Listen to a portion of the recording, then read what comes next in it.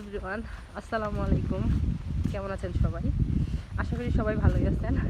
But আমি অসুস্থ। এতদিন ছিল আমার ছেলে অসুস্থ, এখন কালকে থেকে আমি অসুস্থ। ঈদ মুবারক জানাতে তো ভুলেই গেছি। সবাইকে ঈদ মুবারক। আজকে যে ঈদের দিন সেটা আমার মনেই হয় না। এখন বাজে বিকাল 4টা। তো ভাবলাম যে একটু আপনাদের সাথে ব্লগ শেয়ার করি। আমার ছেলে অসুস্থ, ও এখনও সুস্থ হয় নাই। আর আমি নিজেও অনেক অসুস্থ, ঠান্ডা জ্বর। এই জন্য কয়েকদিন যাবৎ কোনো ব্লগ শেয়ার করি না। ভাবলাম যে আজকে একটু শেয়ার করি আপনাদের সাথে কি অবস্থা।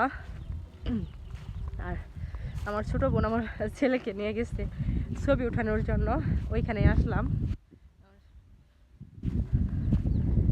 সারাদিন বিছনা থেকে উঠি নেই, এইমাত্র উঠে ফ্রেশ হলাম।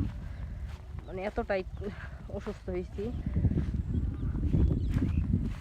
এই যে দেখায় আমার ছেলের পিক উঠে দিচ্ছে।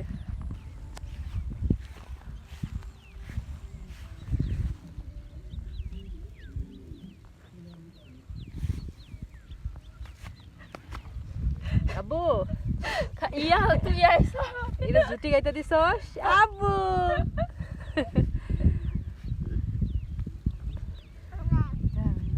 আব্বু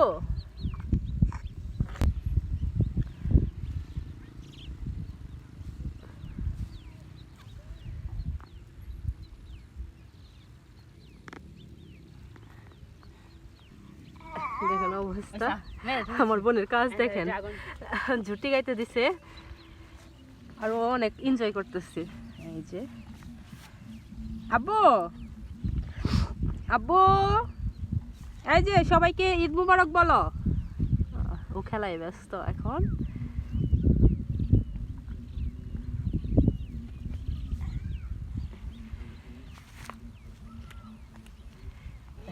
এই হলো আমার ছেলের অবস্থা।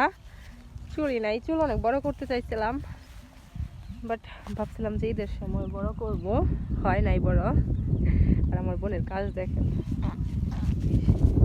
আমার বাবাটারও ঠান্ডা লাগছে অনেক, এই জন্য।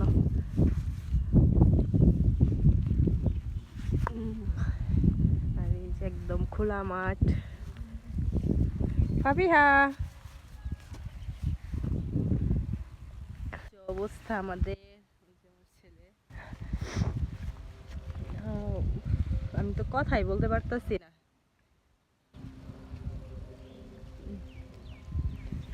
আচ্ছা, আজকের মতো এটা হচ্ছে আমার ঈদ। নতুন ড্রেসও পরা হয় নাই, অবশ্য এই ঈদে বানানো হয় নাই। রমজানের ঈদে বানাইছিলাম 4 সেট, ওইগুলাই পরা হয় নাই। ওই ঈদেও পরা হয় নাই, এই ঈদেও পরা হয় নাই। আমরা মা ছেলে ঈদের সময় আসলে আমরা অসুস্থ হয়ে যাই। আজকের মতো এইখানেই বিদায়।